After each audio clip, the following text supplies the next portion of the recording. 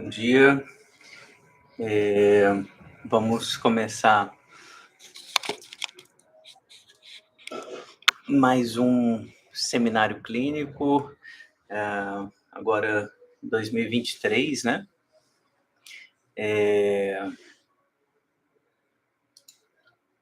E com um texto brilhante da Maria Tereza de Melo Carvalho, publicado na Psique em 2001, né? Um texto já de 22 anos, então texto mais antigo, mas ainda muito contemporâneo, assim, eu acho muito importante um texto, sabe, da Tereza. Tereza foi professora aqui na UFMG também, orientou alguns trabalhos meus na graduação, né, uma professora que eu tenho muito carinho e admiração, né, fez o doutorado dela com Laplanche, uma autora brilhante em muitos sentidos.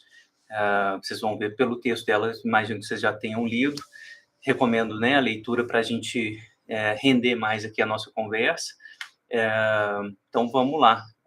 O texto, como estou tomando sempre como ponto de partida, assim, que vocês já leram, gente, então vou lendo sempre alguns trechos que eu grifei e comentando, né? Ela começa o texto discutindo essa relação entre memória em Freud, né, memória inconsciente, memória e recalcamento no Freud, e vou falar também, acompanhando a Tereza, um pouquinho do que me vem, né? Eu acho que ela nem citou isso no texto, nem dava o tempo para isso, né? Para o argumento que ela queria desenvolver, que era com relação ao Laplanche e a Sylvia Bleichmann. Mas acho importante contextualizar isso no Freud. Eu fiz uma live ontem no Instagram, onde eu lembrava essas duas correlações fortes em Freud.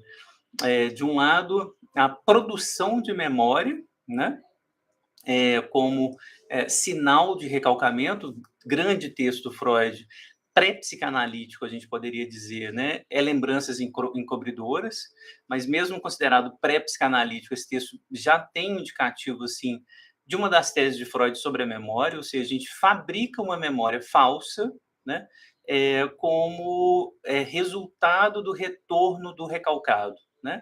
Então, houve um processo de recalcamento, né? A criança viveu uma experiência traumática, para não se lembrar dessa experiência traumática, ele cria uma memória, né, de uma outra experiência. Então, ao invés de né, falar do trauma, né, do defloramento, é o exemplo do próprio Freud, né, eu lembro que eu arrancava flores, né, no jardim, né, com a minha priminha, mas na verdade tem a ver com o traumático da experiência sexual vivido por essas crianças. Então eu fico lembrando, nossa, aquele dia no jardim que a gente arrancava as florzinhas, mas sendo que a gente nunca viveu essa experiência das flores, mas a experiência do defloramento. Então, esse tipo de memória, né, que são inventadas, é resultado do recalcamento. No Psicopatologia da Vida Cotidiana, outro texto, 1905, início da obra do Freud também, o Freud vai falar do esquecimento como resultado do recalcamento, né? Então, eu esqueço a data de aniversário da minha namorada, eu esqueço o compromisso, né, com a minha família, eu esqueço a chave do carro na hora de ir para o trabalho. Tudo isso é, evidentemente, lapsos, né, são lapsos, atos falhos, que devem ser interpretados, né, como resultado de uma ideia, de um desejo, de uma crença, de um afeto que foi reprimido, recalcado, e que o esquecimento toma o seu lugar. Então, ao invés de assumir, né, que eu não quero dar parabéns para minha namorada, que eu não quero ir para o trabalho, eu esqueço, né, o aniversário, eu esqueço a chave, eu esqueço. Então, memória e recalcamento aí se articulam também dessa forma. Nessas teorias, parece, né, que o inconsciente fica sendo um reservatório, por assim dizer, de memórias, né? São teorias que levariam a gente a essa concepção, né? O inconsciente é um reservatório de memória, de experiências vividas que ficam registradas ali. Então, tem toda uma teoria do registro das experiências no inconsciente e que esses registros vividos, né, podem ser acessados ao longo de uma análise, ao longo da nossa vida. Então tem essa teoria do registro, né, que é, claro, a teoria da psicologia cognitiva, né, assim, a gente tem registros, hã, inscritos, né, no cérebro e no caso da psicanálise, né, na metapsicologia, né, inscrições que são representações de coisas, né, mas a gente está falando de uma mesma teoria, né, gente, assim, na filosofia, na psicologia, na psicanálise, de que memória tem a ver com registro, de que isso tem que estar lá, rabiscado, né, tem que ter um traço, tem que ter algum tipo de materialidade, por assim dizer, que vai ser acessível ao longo do tempo para que a gente recupere essas experiências passadas, né, representadas nesses registros. Então, essa teoria do registro, ela é muito sedutora, né, na psicologia, na filosofia e também na psicanálise. Então, essa a memória enquanto registro automático do vivido está presente no Freud. Então, esses dois momentos, lembranças encobridoras e psicopatologia da vida cotidiana, mostram muito essa teoria geral da memória filosófica e psicológica que vai também entrar na psicanálise, né? Memória e registro. No entanto, há, evidentemente, já nas cartas para o Fliess, né, nessa famosa carta 52 que a Teresa citou, uma clara suspeita do Freud, de que esse registro não acontece por acaso, sob qualquer condição, né.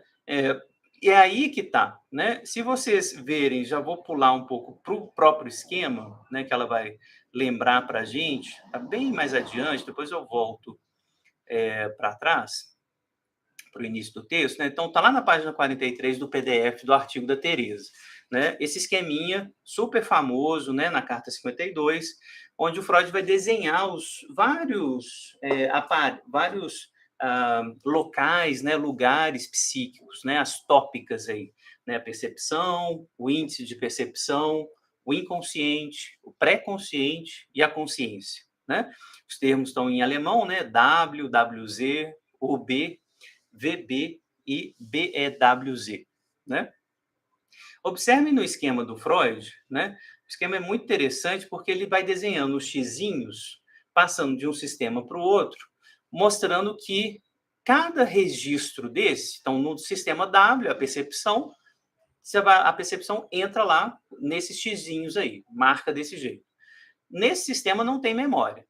O primeiro sistema, o WZ, que é o índice de percepção, são as primeiras inscrições, né?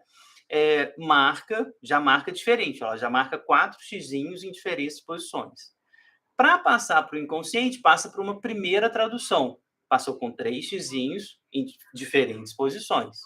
Depois mais uma tradução, pré-consciente, Vorbewusstsein, e depois mais uma tradução, a Bewusstsein, né, a consciência, que passa com xizinhos, observe, completamente diferentes daqueles da percepção inicialmente, tá? Então, esse sistema de percepção que o Freud desenha aí na carta 52 já demonstra claramente aquilo que a gente lembra, a memória, é totalmente construída, é totalmente traduzida. Existem condições de possibilidade para essa inscrição acontecer, né? Porque antes a gente, principalmente na filosofia, isso tá no Platão, isso é muito evidente, né? Toda a tradição platônica que vai desenvolver essa ideia de memória enquanto registro, tem a crença, de maneira geral, de que esses registros são automáticos, objetivos, neutros, né? Que não dependem das condições emocionais, afetivas, para que sejam registrados. Aqui já em Freud já tem a evidência de que o Freud sacava, né? Ele entendia que existem condições de possibilidade para o registro acontecer. Muito bem, então, o material presente em forma de traços de memória estaria sujeito de tempos em tempos a um rearranjo segundo novas circunstâncias, a uma retranscrição. Retranscrição, tradução, transformação. São termos que vão aparecer no Freud e o Laplanche vai grifar, né, vai enfatizar a metáfora da tradução, tá? Übersetzung, né, termo que vai aparecer claramente no Freud algumas vezes, para falar do processo de recalcamento. O recalcamento é uma falha no processo de tradução. Então, é como se eu tivesse que traduzir esse xizinho de um sistema para outro, e quando eu não tenho condições emocionais para isso, né, há uma falha, né, há uma falha. E essa falha é o processo de recalcamento. O processo de recalcamento não deixa o xizinho passar adiante da mesma forma, né, que ele estava nos primeiros traços. Então, se falha a tradução, resta alguma coisa. Esse resto que fica vai produzindo o inconsciente. Essa é a teoria do Freud na carta 52, que o Freud estava tomando só para alguns casos psicopatológicos, e que o Laplanche vai dizer: essa, na verdade, é uma boa teoria para pensar na teoria do recalcamento como um todo, geral, para todo mundo, né? O recalcamento, na verdade, se dá assim, né? Esses tracinhos aí são as seduções generalizadas, são as mensagens que são endereçadas para a gente, né? Quando a gente é criança, excitações que são depositadas no corpinho do bebê e que o bebê vai traduzindo ao longo do tempo, e os restos não traduzidos vão formando o inconsciente, tá? Então, fui lá na frente, vamos voltar agora lá para o início do texto, só para ir acompanhando o procedimento, né, o pensamento da Teresa. Na página 38, na seção Inconsciente e Memória, ela diz o seguinte: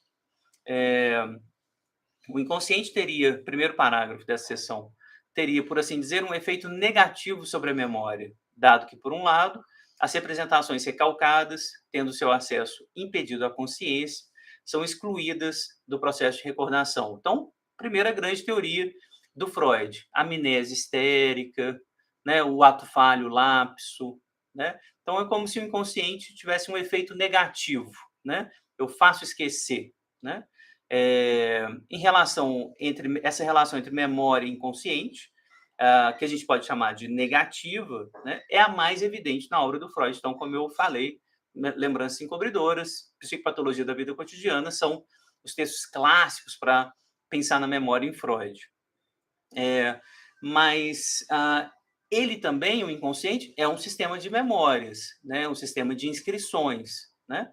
Na página 39, a Teresa vai dizer: o inconsciente, que pode funcionar como obstáculo para a recordação, é, ao mesmo tempo, condição necessária para a constituição e funcionamento da memória. Então, a Teresa está começando a construir a tese dela a partir dessa ideia, tá? E aí, deixa eu mais uma vez voltar lá no esquema do Freud para explorar bem a tese da Teresa e demonstrar, né, o argumento dela de forma didática. Tanto no esquema da Teresa quanto num texto do Freud chamado Bloco Mágico, o Freud ele vai tratar de uma questão que é a seguinte: a percepção não pode ter memória, né? O sistema perceptivo, ele mesmo, né? Por que que não pode? Por uma questão pragmática e lógica. Eu preciso perceber rapidamente, inscrever o que eu percebi, e esse sistema de percepção ele tem que se apagar constantemente para receber novas percepções o tempo todo.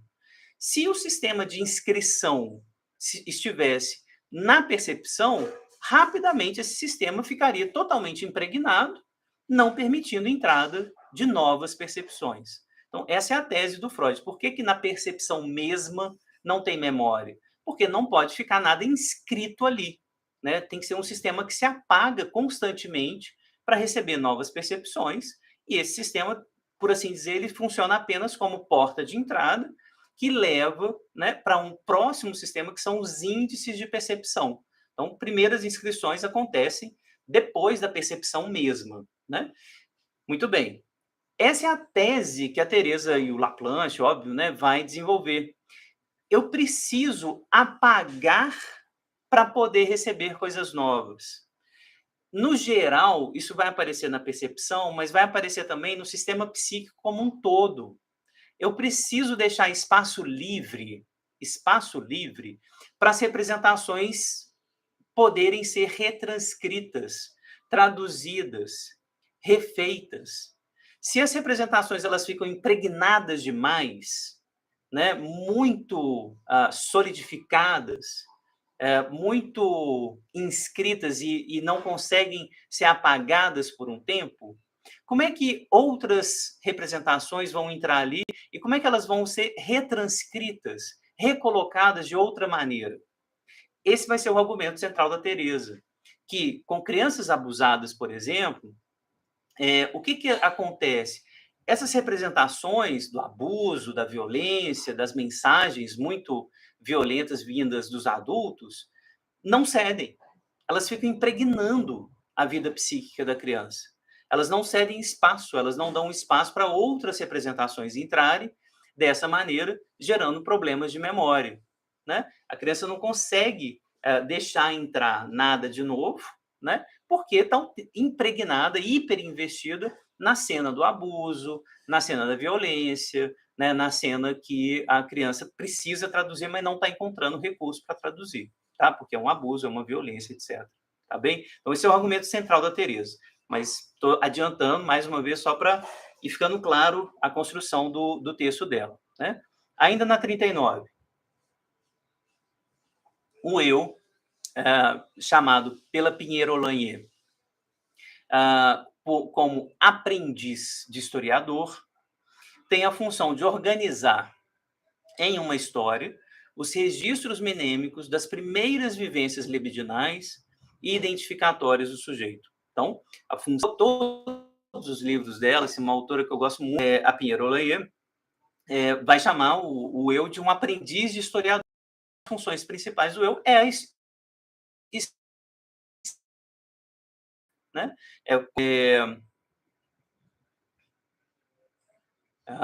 Tá travando aqui no meu computador, mas se der algum tilt, vocês vão me avisando, tá bom, gente? Então, ainda 39, e aí ela já começa a citar a Sylvia Bleichmann.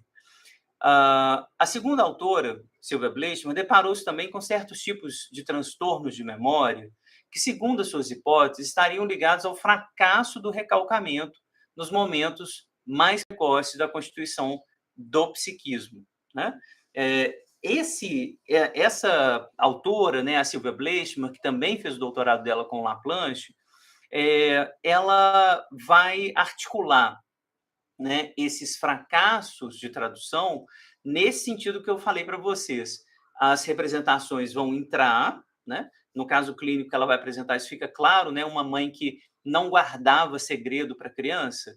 Então, a criança viu a mãe abortando no banheiro, viu o banheiro todo sujo de sangue, né? Viu o potinho de sangue e a mãe falando que era o irmãozinho dele, né? Então, informações muito traumáticas, né, muito sexuais, né, no sentido psicanalítico do termo, que a criança não precisava ter acesso, né, nem podia ter acesso, na verdade, e a criança não consegue, ela não consegue traduzir aquilo, ela fica impregnada dessas mensagens, dessas imagens, né?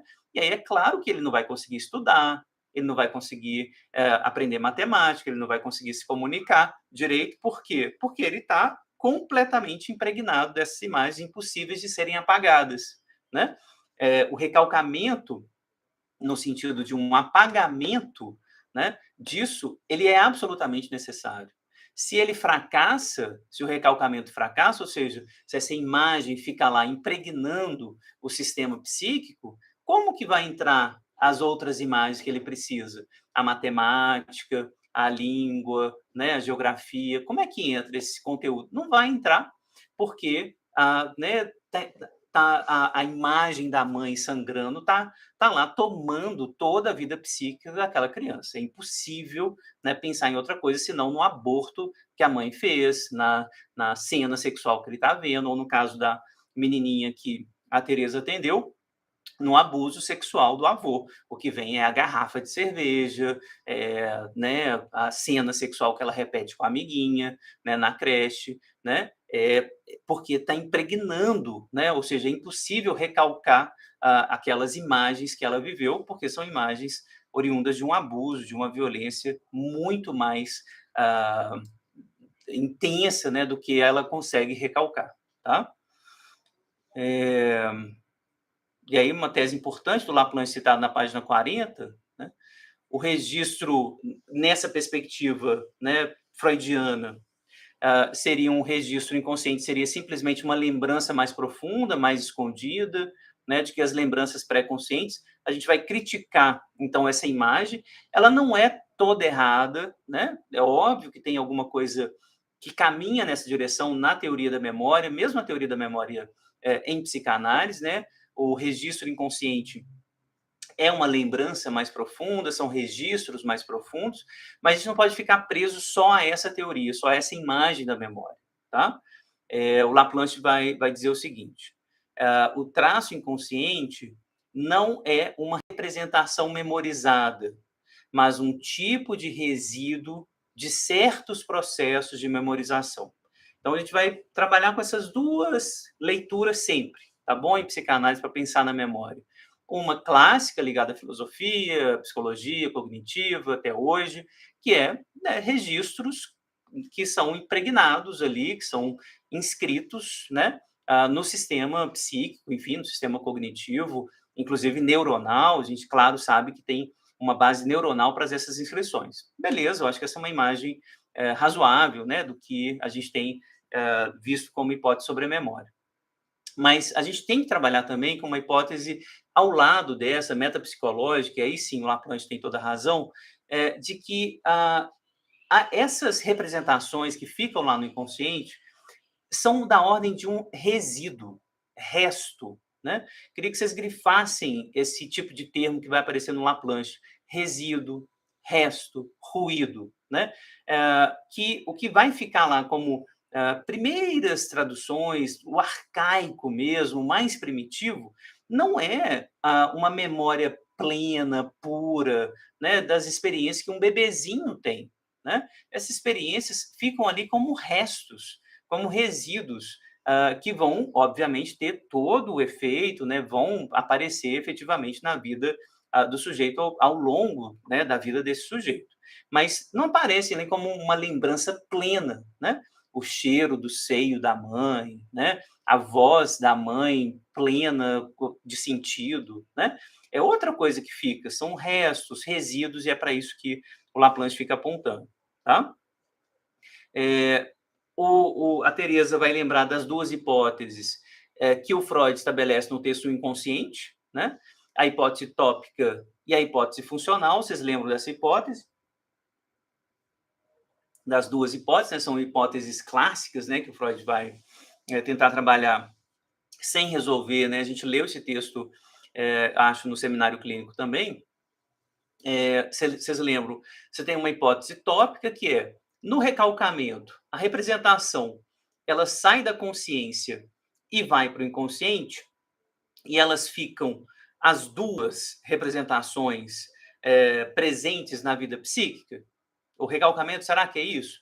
Eu tenho uma representação na consciência, tiro o investimento dela e mando essa representação para o inconsciente. Ou seja, eu fico com dois registros.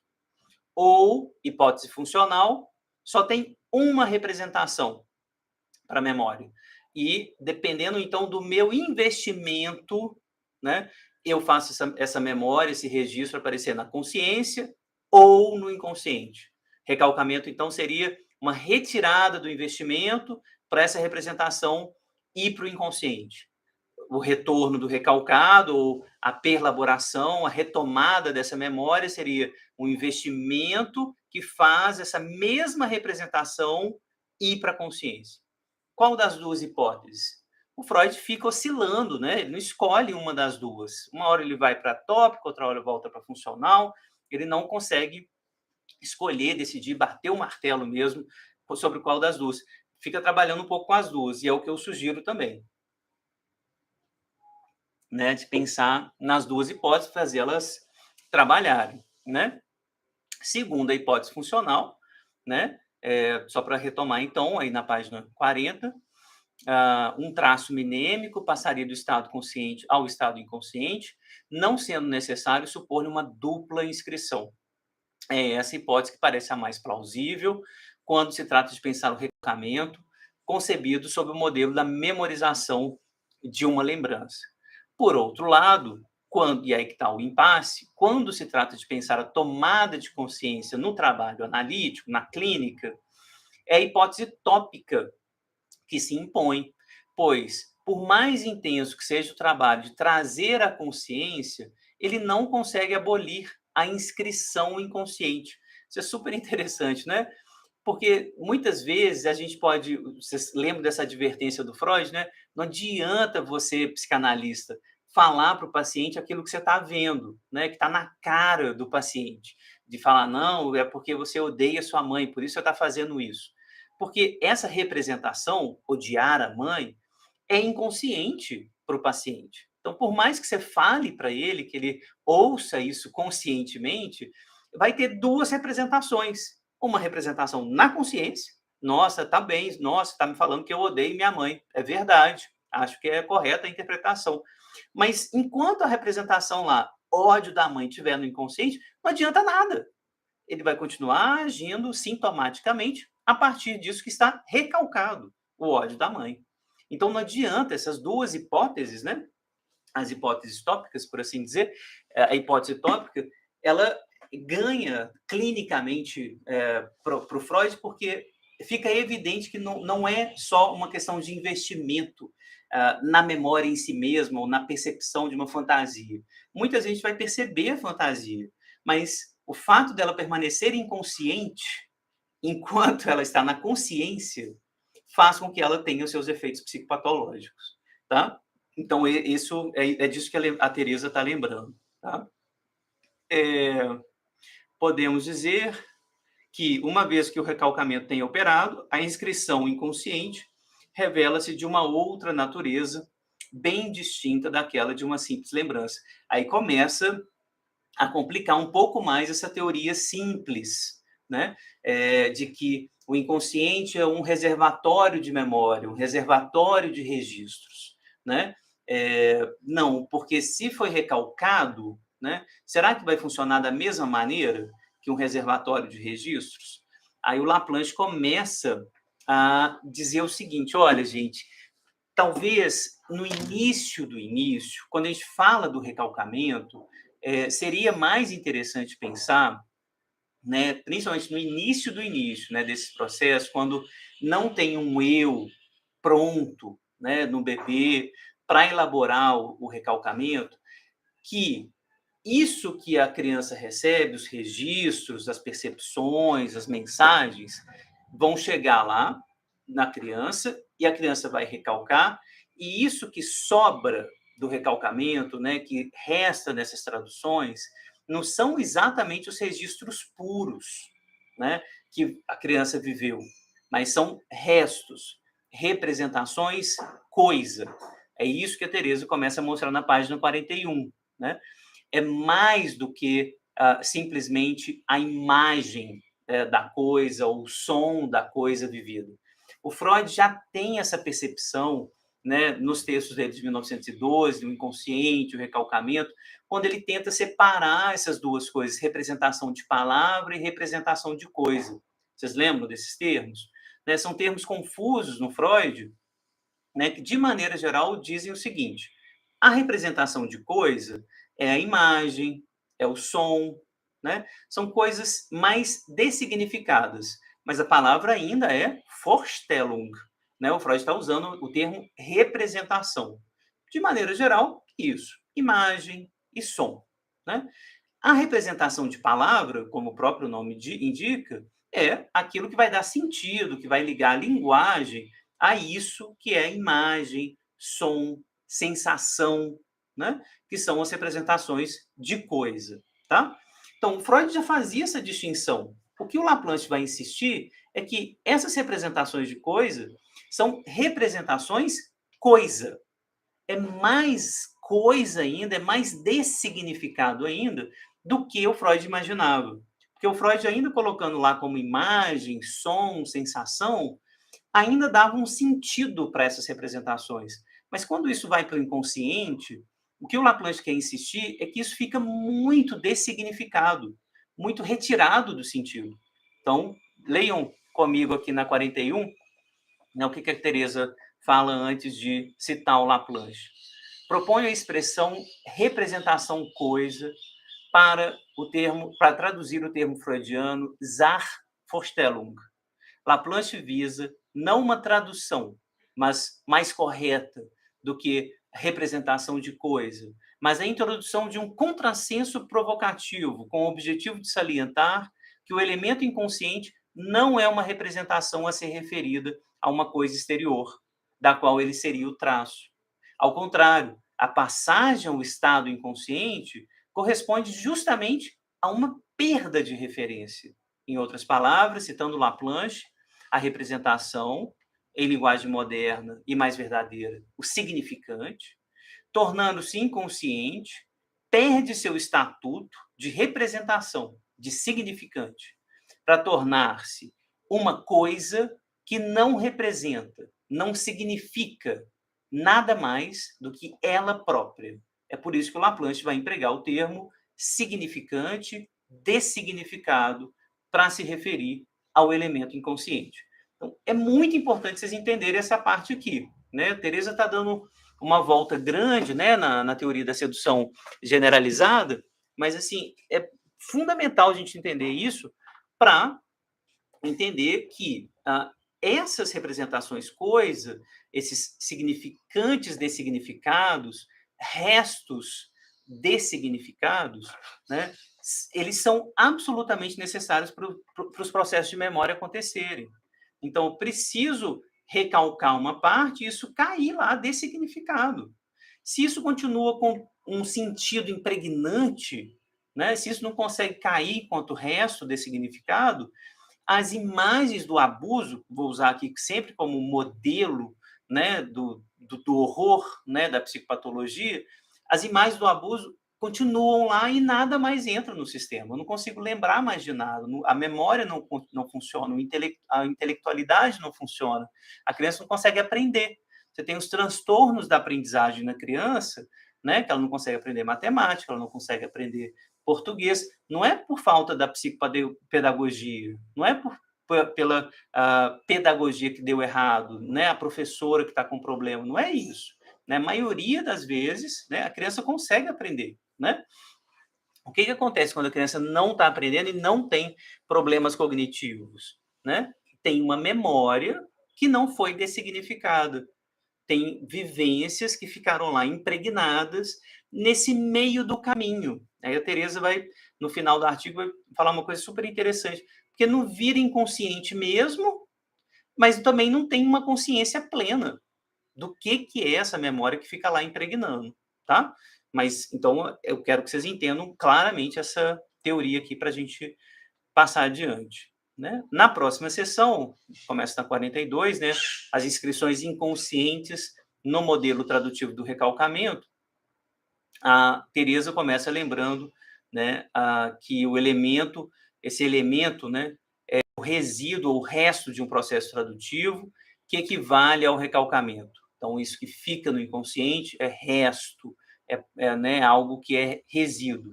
E aí ela lembra a carta 52. Isso, Marta, nessa direção, né?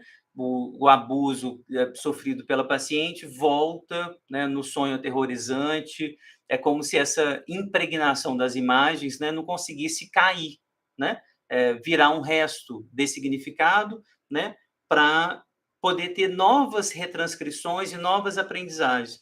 Vamos usar esse exemplo, aproveitando sua mensagem, Marta. Uma coisa, a gente sofrer sedução generalizada dos nossos pais, dos irmãos, dos coleguinhas da escola. Então, né, contato com o corpo do outro, né, algum tipo de sedução mais branda, amena, né, um beijo, carinho, né, carícias de maneira geral, tudo isso que vai constituindo a sexualidade infantil, que aos pouquinhos a gente vai entendendo o que é sexual, o que não é, o que é genital, o que pode, o que não pode, qual contato que pode, qual que não pode, e esses contatos sexuais eles vão sendo recalcados e ficam lá no inconsciente como resíduo, como resto, né? A gente traduz uma parte, que vira o eu, o historiador, né? E esse eu, historiador, vai constituindo o seu corpo erótico e um corpo moral também. Um corpo que pode e que não pode. Pode encostar aqui, eu posso encostar daquele jeito, eu posso beijar só nessas condições, eu só posso tocar no meu corpo em alguns lugares, em determinados momentos. esse eu moralista que vai nascendo é decorrente, né, e vai vindo junto desse eu que ajuda nos processos também de recalcamento. Esses resíduos que ficaram lá, do carinho, da carícia, né, do corpo da mãe, do corpo do pai, etc., vão poder ter retranscrições ao longo da vida. Essas retranscrições viram o prazer sexual, o prazer de namorar, o prazer de, né, se masturbar, depois ao longo da vida. Então, esses resíduos dessignificados, né, significantes dessignificados, impregnando o meu corpo como um todo, mas também, né, todo o aparelho psíquico, vão poder sofrer retranscrições. Daí o desenvolvimento, a maturidade sexual que vai se desenvolver a partir daí. Essas são as condições. Se impregnou demais, se teve abuso de fato, isso não consegue retranscrição, né? Eu não consigo aprender uma sexualidade nova, eu não consigo aprender a me comportar, né, de forma nova, eroticamente. É esse o ponto, tá?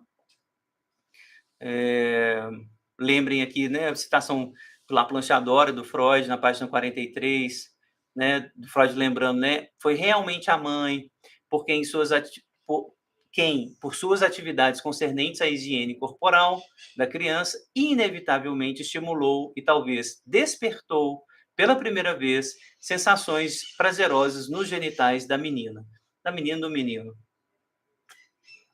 Então a mãe, né, faz a sedução generalizada, cuidando da criança, dando banho, fazendo carinho, né?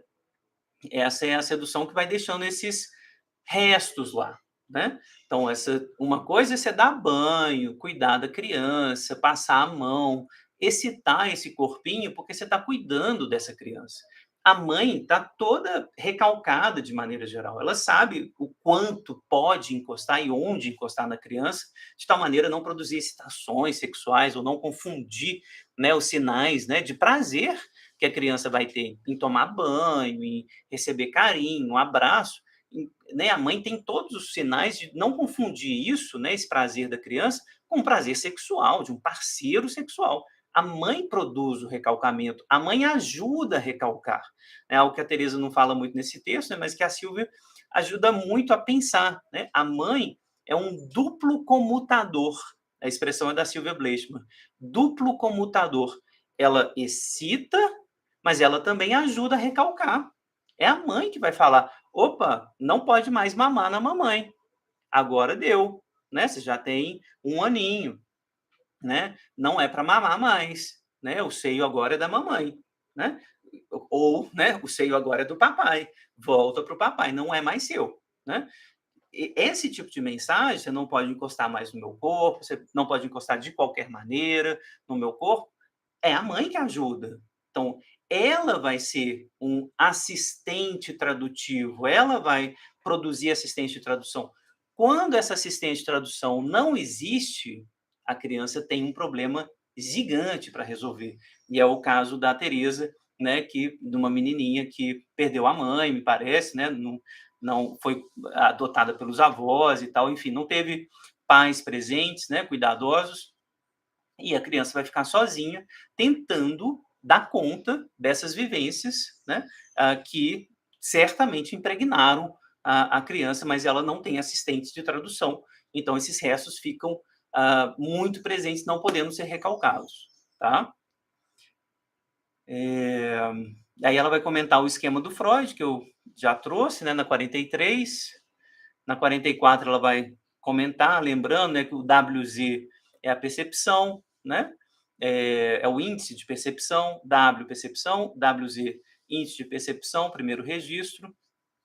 E aí uma leitura nova que o Laplanche está propondo é que esse índice de percepção é concebido por Laplanche como a inscrição da mensagem enigmática, o primeiro registro depositado, por assim dizer, no psicossoma da criança, antes de qualquer possibilidade de tradução. E acrescentaríamos: deixam restos, porque é também no outro que a criança encontrará meio para a tradução. Tá vendo o assistente de tradução? Ou ainda, é no universo cultural fundado, ele próprio, sobre o recalcamento da sexualidade infantil, que a criança encontrará meios, elementos para suas simbolizações. Então, a criança encontra, né, ajuda na cultura, no outro, né, para simbolizar essas experiências psicossomáticas que ela tem desde o início, né, da sua constituição psíquica. Os restos desse processo de tradução, né, no modelo tradutivo do recalcamento, vão produzir, vão constituir as inscrições inconscientes que vão ser chamados por Laplanche de significantes dessignificados. A expressão significante dessignificado pretende, então, colocar em relevo o quê? A ideia de que as inscrições inconscientes possuem o estatuto de coisas, sem respeito pela estrutura da linguagem. Os significantes, ou os elementos da linguagem que aí se encontram, figuram como elementos entre outros, tomando seu sentido na experiência infantil singular do sujeito e não, no essencial, de sua inserção num código universal. Página 45, citação do Laplanche. Então, o traço inconsciente não corresponde a uma representação memorizada, mas um tipo de resíduo de certos processos de memorização. O processo tradutivo equivale a um processo de memorização. O inconsciente é o que ficou excluído desse processo, mas também com ele, mantém com ele uma relação de permanente oposição e de permanente impulsão. É essa frase que eu quero que vocês grifem no artigo da Teresa, aqui na 45. Eu preciso conceber o inconsciente como oposição à memória, então eu apago a memória, eu não quero saber disso que eu vivi, né? É a mão da mãe no meu corpo, essa mão sexual, essa mãe sexual, isso vai ser apagado de maneira geral, com a ajuda da própria mãe, insisto. Adultos cuidadosos ajudam a apagar essa mãe sexual, essa mão sexual, né? Mas, ao mesmo tempo, é também um impulso, né? Esses processos são impulso, né, para memorização. Então, é graças a esse apagamento da mãe sexual que eu vou poder traduzir esses restos que ficaram no meu corpo como outras mãos, né? Outras mulheres, outros parceiros, outros contatos eróticos que vão substituir esse contato inicial. Então, a memória aí é um pouco apagamento, mas é também um resto, né, que me impulsiona a retraduzir, recolocar em jogo isso que está depositado no meu corpo. Muito bem. Na 45, a gente começa com o caso da Silvia Bleichmann, né? Ela começa no primeiro parágrafo dessa seção com uma anotação importante, né? Só para diferenciar que na inibição, a gente leu junto, né, inibição, sintoma e angústia, aqui no seminário, na inibição, os processos de recalcamento já estão dados, né, de maneira geral, né, os processos de recalcamento, os processos de formação psíquica estão dados. O que a Silvia vai tratar no livro dela é anterior à própria constituição psíquica, tá, gente? Então, assim, são os momentos de constituição psíquica que interessam para a Silvia, para o Laplanche, né? O recalcamento originário como constituição do inconsciente. Então, você tem um fenômeno muito tardio, que é a inibição intelectual, né? Porque a criança está lá no Édipo, já toda organizadinha, e aí ela tem um conflito edípico mais tardio, 5, 7 anos de idade, e não consegue resolver o conflito. Eu inibo. Beleza, inibição enquanto resposta a um conflito neurótico, tá? Então, vou parar de pensar. Então, eu não quero saber sobre a relação sexual dos meus pais, né? Ou sobre a minha masturbação, os desejos que mobilizam a minha masturbação, então eu vou parar de estudar matemática, eu não entendo nada. Para não entender meu desejo sexual, também não entendo matemática, não entendo geografia, não entendo de nada. A inibição, então, como fenômeno decorrente, né, de um conflito neurótico. Isso é uma coisa. Outra coisa é o que a Silvia vai trazer aqui, a Teresa está trazendo, tá? É a constituição da própria capacidade de memorização, da própria capacidade de simbolização, de intelectualidade, tá? Isso está condicionado pelas vivências emocionais, libidinais, sexuais que a gente tem. É disso que a Silvia está falando. Então, vamos distinguir um pouquinho, né, esses fenômenos também ao longo da história psíquica de um sujeito, beleza? O que a gente está falando é de coisas muito, muito arcaicas, tá? Sempre lembrando desse tensionamento aí do segundo parágrafo. Olha, se o recalcamento traz como efeito o esquecimento, ele também é condição da memória, tá? Então, essa é a tese da Teresa, tese da Silvia, né? É isso que a gente vai fazer trabalhar. Eu preciso esquecer um pouco, no sentido do recalcamento, para deixar espaço para novas retranscrições, novas traduções, novas aprendizagens. Essa é a tese, tá? Então, a Silvia vai, a partir desse momento, a Teresa vai apresentar o caso que a Silvia apresenta, né? O caso do menininho Antônio, pacientezinho de 10 anos, né? Que via tudo que a mãe trazia, né? A mãe fala, né? Não tenho segredo pro Antônio, então eu falo tudo para ele, né? E aí chama a atenção da Silvia, as duas, né? O Antônio estava com a mãe na sessão, né? E aí chama a atenção dela que esse menino que não estava aprendendo, que estava com queixa de memória, que estava com queixa de aprendizagem, quando a mãe fala, o menininho vai lá e completa coisas de uma memória lucidíssima, né? A citação impressiona na página 46. A mãe fala: quando Antônio tinha menos de 1 ano, fiquei grávida, menos de 1 ano. Estávamos com um problema de um casamento. Aos 3 meses de gravidez, abortei naturalmente. Fiquei muito triste. E o Antônio acrescenta: ah, sim, no banho. Puseram um bebê num frasco, eu estava na sala, de repente havia muito sangue vermelho. Mamãe foi ao banheiro, trouxeram um frasco, eu vi o frasco, mas eu não vi nada. Uai, que memória boa que é essa desse menino que não é capaz de aprender? Né? Por que ele sabe completar a história, complementar a história, sabe dessas coisas? E por que ele sabe dessas coisas? Né? Coisas que são graves para a criança, né? Assim, que ele deveria ter sido poupado. Tá vendo o trabalho de auxiliar que a mãe deveria fazer? Um auxiliar de recalcamento, auxiliar de repressão, né? A mãe precisa fazer esse trabalho para que a criança possa fantasiar, possa criar, possa ter as suas atividades intelectuais, né, de perguntar, etc. Tá claro? É isso que não está acontecendo com essa criança, né? O fato de não terem sucumbido à amnésia infantil e manterem um alto grau de investimento no psiquismo da criança nos leva a indagar se não seria isso que impede o investimento de novas representações e a constituição da curiosidade intelectual. Está aí no final da página 46. Então, aqui já está descosturada a tese da Teresa, né?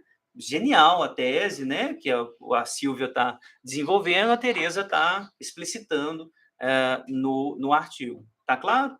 Se impregnou, né? Se não foi traduzido, ou seja, se essa memória não sobrou apenas como resto de significado, como é que eu vou conseguir fazer isso trabalhar depois, né? Enquanto curiosidade intelectual, enquanto memória, é impossível, né? Vocês lembram do Freud falando sobre a pergunta da criança, a perguntação das crianças, né? É uma passagem maravilhosa do Freud, né? A criança pergunta sem parar porque ele recalcou as questões fundamentais que ele queria fazer e não pôde. Então, o recalcamento dessas questões fundamentais, de onde que eu vim? De onde que vem o neném? Como é que o bebê nasce? O que é a relação sexual? O que é a morte? O que o adulto, de maneira geral, vai fazer? Vamos falar disso agora, não? Vamos esperar um pouquinho, né? Ah, vamos falar da cegonha, do repolho, né? Vamos falar da sementinha do amor, né?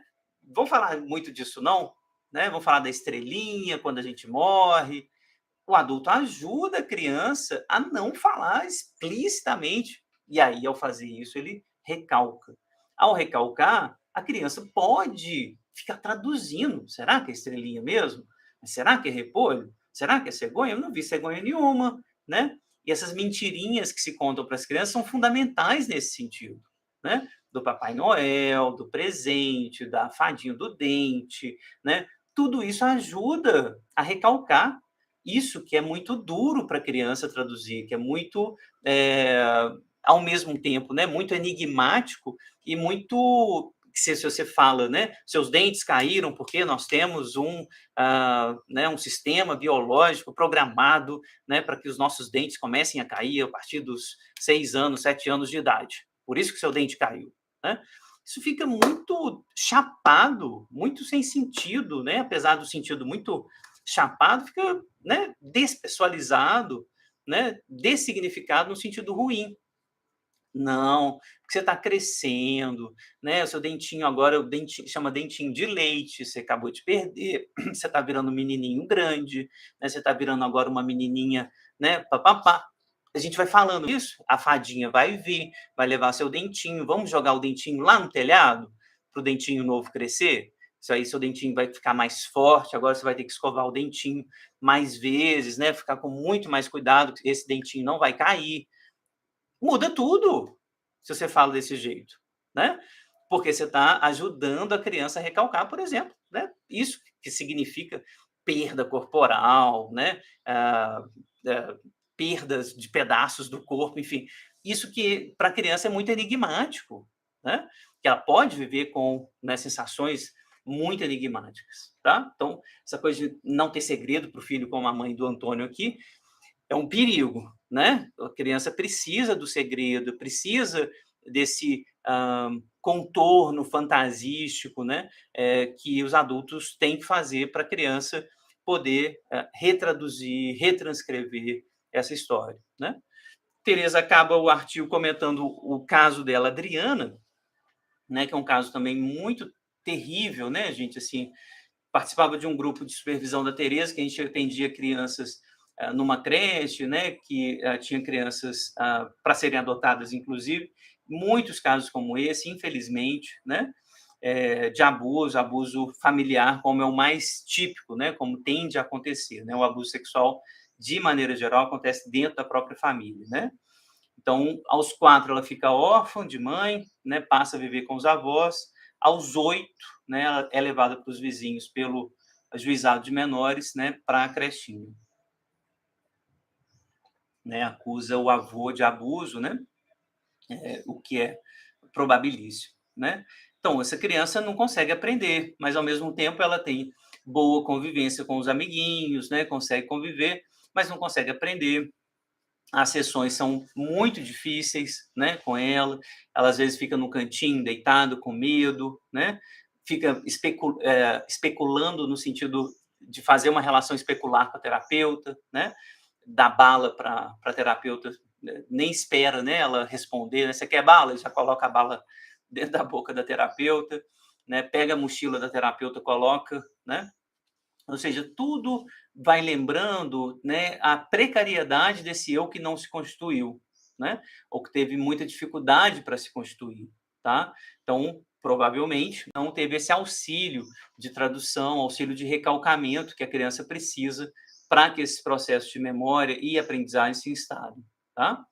Eh, a Teresa fala que essa primeira fase do seu processo terapêutico, parecia expressar a esperança de um reencontro com o lugar de onde foi tirada, o reencontro com uma mãe. Para além desse aspecto por demais evidente, podemos supor um movimento de recomposição narcísica dessa criança, a atualização de uma relação arcaica que parece não lhe ter proporcionado fronteiras suficientemente investidas para lhe assegurar um território onde pudesse proteger-se, de onde pudesse ter a ilusão de um eu como objeto amado. Então ela tenta refazer esse processo ela mesma, né? De ter uma fronteira constituída, de ser um eu, né, enquanto objeto amado, né, um eu protegido. Da mesma maneira, mais para o final da sessão, na página 50, Teresa levanta a hipótese que também me parece muito boa, né, que crianças assim também não instalaram um superior, né? Essa instalação também fracassou.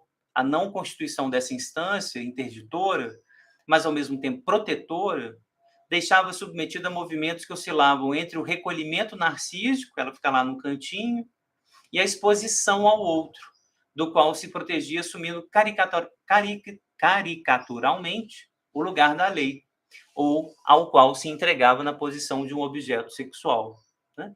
Então, você vê que a constituição geral, né, da menininha, 8 aninhos, né, não se deu. Clinicamente, a esperança aqui é que a análise pode instalar essas coisas, né? A esperança é essa, né? Será que um processo analítico pode instalar o eu, pode instalar o supereu nessa idade já tardia, né? Esses processos que começam a acontecer, né, nos primeiros meses de vida, né, os primeiros 2 anos, né, esse processo tem que estar muito bem desenhado. Será que tão tardiamente, tendo o abuso, né, a análise consegue, né, fornecer materiais tradutivos, né, elementos tradutivos para a criança se constituir enquanto um eu organizado, tá?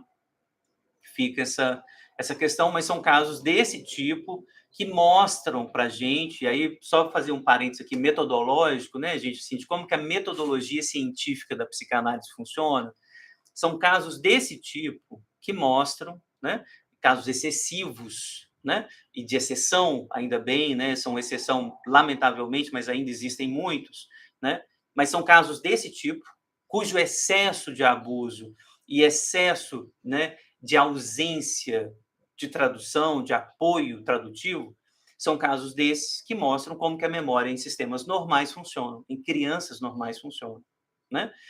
Na criança normal, eu preciso desses 2 elementos: o recalcamento dessas experiências sexuais e o auxílio de tradução. Se isso falha, né, eu não consigo registrar nada. Ou eu apago tudo, não vou lembrar do abuso, começo inclusive a inventar a memória, né? Ou eu fico impregnado da vivência e só fico pensando nessa vivência, ora pensando nela, ora reexperimentando ela, né, na prática, que era um pouquinho que a Adriana fazia, a menininha fazia, né? Por exemplo, reexperimentando a vivência sexual do abuso com uma coleguinha na creche, por exemplo, tá? Ora, se identificando muito rapidamente com a crecheira que falava, né? Você não vai ficar falando nada, não é para você falar nada, é para você ficar em silêncio. Que não era, na verdade, uma internalização superegóica, né? De um limite internalizado de forma tranquila que protegesse ela mesma, a ela mesma, né? Ela ainda não estava ali, como a Teresa vai falar na 51, né? Não havia sido instaladas fronteiras psíquicas que pudessem lhe assegurar um investimento narcísico e, ao mesmo tempo, ocultar em um território à parte aquilo que era perturbador e proibido, permitindo o deslocamento dos investimentos pulsionais para o pensamento e para a sublimação em geral, né? Então, a capacidade intelectual dela estava toda comprometida porque ela estava ainda tentando traduzir, tentando entender esses excessos que foram endereçados a ela, né? Não havia do lado da criança manifestações de um eu que tenta afirmar-se contra o desejo do outro, nem de um supereu que tenta se impor contra a ameaça dos próprios desejos incestuosos que teriam sido recalcados, né? É... Olha só na 52. No caso da Adriana, consideramos que o abuso sexual constitui-se como mais um elemento perturbador para uma organização psíquica já perturbada. Supomos que suas relações arcaicas originárias, marcadas também por mensagens sexuais, porém no sentido da sedução generalizada, não encontraram uma contrapartida narcísica suficiente para contê-las em um primeiro momento e para que, a posteriori, fossem possíveis as traduções, as simbolizações. Então, nesse caso, né, foi o excesso da sexualidade que ficou ali impregnando a menininha, que não conseguiu, a posteriori, né, fazer a tradução, de deixar essas experiências sexuais que nos constituem, né, sempre lembrando, essas experiências são boas, experiências sexuais no sentido generalizado, das excitações dos pais, das excitações dos outros coleguinhas, né, do contato do corpo uns com os outros, são excitações boas, né? A gente precisa dela, a gente sabe disso, né? A criança precisa ser tocada, precisa ser abraçada, precisa ser vista, né? Isso é isso que constitui a criança, né? O corpo erótico da criança. Mas isso não pode vir com essa confusão, para lembrar o texto brilhante do Félix, né? Essa confusão de línguas, de que a criança está sentindo uma excitação sexual genitalizada adulta. Essa confusão que acontece com os abusadores é que atrapalha tudo. tá claro? Então é isso que tem que ser evitado, né, óbvio, né, é o abuso, não o contato erótico, né, esse contato é indispensável, né, o carinho, a cosquinha, né, o beijinho, dormir junto, né, tudo isso faz parte, gente. É o adulto que vai colocando esse limite, né, não pode encostar mais, agora você vai dormir na sua caminha, agora deu. E esse limite é o que vai ajudar a criança a construir o superego dela também, né. Então quando a criança, né, tá vendo, quando ela repete essas cenas, né, com a amiguinha, olha o que a Teresa fala: "Pareciam corresponder a registros minêmicos que não foram transcritos, reminiscências de cenas, fragmentos de mensagens que não foram ocultados por traduções, por metáforas", né. E aí, essa passagem que eu acho brilhante, dificílima da gente entender, mas que a gente precisa fazer trabalhar. Quando falamos nesse contexto da impossibilidade da tradução, estamos pensando num fracasso radical do recalcamento, levando ao enquistamento, queria que vocês grifassem esse termo, ao enquistamento de certas mensagens, que são que não encontraram vias possíveis de metaforização, né? Esse termo enquistamento é importante porque o Laplanche depois, vou ler esse texto, aliás, numa aula aberta daqui, em janeiro mesmo eu vou ter uma aula aberta sobre as 3 acepções da palavra inconsciente, que está no livro dele, O Sexual, está aqui nesse livro, cuja compra e leitura eu recomendo, do Jean Laplanche, O Sexual. Vou ler esse artigo com vocês em aula aberta, não vai ser do seminário clínico. 3 acepções da palavra inconsciente, no âmbito da teoria da sedução generalizada, que está presente nesse artigo. Essa ideia de enquistamento aparece muito nesse texto aqui do Laplanche, porque a Teresa tá colocando uma questão aqui. Quer ver? Aqui, ó, na 53, essa questão que é difícil demais de responder e que o Laplanche vai quebrar a cabeça nesse texto para tentar responder também. Se admitirmos que há mensagens enigmáticas que não encontraram vias possíveis de tradução, ocasionando um fracasso radical do recalcamento, como é que a gente concebe o estatuto tópico da inscrição dessas mensagens? Porque ela está lá, a Adriana está lá, por exemplo, reproduzindo a cena sexual com a amiguinha. Mas não dá para dizer que isso é inconsciente. Mas também não dá para dizer que é consciente. Então, qual que é o estatuto tópico disso? Aí o Laplanche vai falar do tal de inconsciente enclavado ou enquistado. Então, é um lugar meio da consciência, meio do inconsciente, mas que não tem uma tópica ainda constituída. Porque a Silvia, né, a Silvia Bleichmann, vai insistir muito. É o recalcamento originário que institui as tópicas. Não existe inconsciente, topicamente falando, como um sistema, né, que funciona, regido pelo processo primário, em contraposição ao processo secundário, que organiza o eu, organiza a consciência e o pré-consciente. Isso não existe antes do recalcamento originário. Para Silvia Bleichmann, assim, isso é muito importante e indispensável, né? Precisa de um processo psíquico muito importante para distinguir essas coisas. Esse processo precisa acontecer, senão isso não vai acontecer, a distinção entre o inconsciente e a consciência.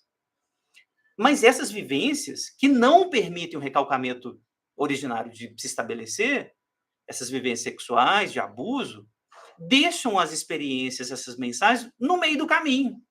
Nem consciente direito, nem consciente direito. E aí que tá, né, qual que é o estatuto tópico disso, tá? Então isso é uma questão dificílima de resolver, vou ler o texto do Laplanche com vocês depois, vejam essa aula, para a gente tentar ir pensando, né, qual que é o estatuto desse inconsciente enclavado, né, ou enquistado, né, dessas vivências enquistadas que são decorrentes de abuso, tá? Bom, a Adriana segue em análise, né, ela melhora, a Teresa termina um artigo se perguntando, né, bom, houve uma melhora da criança, né? Então, a que atribuir esses ganhos, né? É o investimento da terapeuta na construção do passado, né? Inclusive no recalcamento, na metaforização dessa experiência que a criança vai trazendo, né? Sei lá, né, de ler uma historinha do lobo mau, né, e matar o lobo lá na terapia, coisa que ela não conseguiu fazer com o avô. Será que essa experiência repetida várias e várias vezes na análise, né, ajuda a criança? A minha hipótese é que sim, né? A minha esperança é que a análise da criança, quanto mais cedo, né, a criança abusada for atendida em análise, né, mais chance ela vai ter de metaforizar essas experiências que, né, são no limite, né, irrepresentáveis pelo horror que elas trazem, né, pela grande confusão que o abusador trouxe, tá? Então era esse o artigo, eu acho a Tereza, assim, genial, né, na consistência da escrita, o jeito que ela escreve, como ela apresenta uma teoria muito difícil, né? Então, gosto muito desse artigo. Fica aqui como recomendação, antes de terminar, o texto Funes, El Memorioso, Funes, o Memorioso, do Jorge Luiz Borges, um artigo, um conto literário sobre um sujeito que lembra de tudo e que não apaga memória nenhuma, né? É só uma indicação literária importantíssima para a gente ler junto depois. Sobre quando a gente fala sobre memória, eu acho ela indispensável essa indicação. Agradeço muito a presença de vocês hoje. A gente vai se ver ainda em janeiro. Já marquei a data, deixa eu ver aqui, para a gente ler sobre o texto sobre o a posteriori, Nachträglichkeit, do Fernando Andrade, que eu adoro, professor lá da UFPB. Eu tinha marcado a data. Vou colocar no cronograma, mas eu já marquei. Em janeiro a gente vai se ver, então, para ler isso. Queria agradecer muito a presença de vocês. Divulguem o seminário clínico para quem ainda não está aqui, para os colegas, e espero que vocês tenham gostado. Leiam a Tereza, ela é muito boa. Tem outros artigos por aí circulando na internet, tá bom? Valeu, bom janeiro. A gente se vê ainda esse mês. Até mais.